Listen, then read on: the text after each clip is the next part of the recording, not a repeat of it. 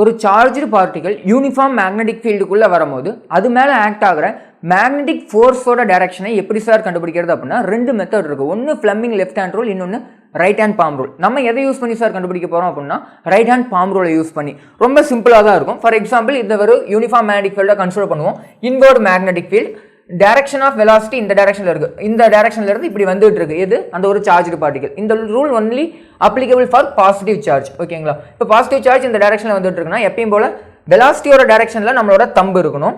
Magnetic ஃபீல்டோட டைரக்ஷனில் நம்மளோட 4 ஃபிங்கர்ஸும் இருக்கணும். ஃபார் எக்ஸாம்பிள் உள்நோக்கி இருக்கு மேக்னெட்டிக் ஃபீல்டு, அப்போ டைரக்ஷன் ஆஃப் வெலாசிட்டி தம்பு, உள்நோக்கி வந்து மேக்னெட்டிக் ஃபீல்டு. நம்மளோட பாம் எந்த டைரக்ஷனில் பார்த்துருக்குன்னா மேல் நோக்கி பார்த்துருக்கு. அப்போ மேல் நோக்கி தான் என்ன இருக்கும் அப்படின்னா மேக்னெட்டிக் ஃபோர்ஸ் FM வந்து ஆக்ட் ஆகும்.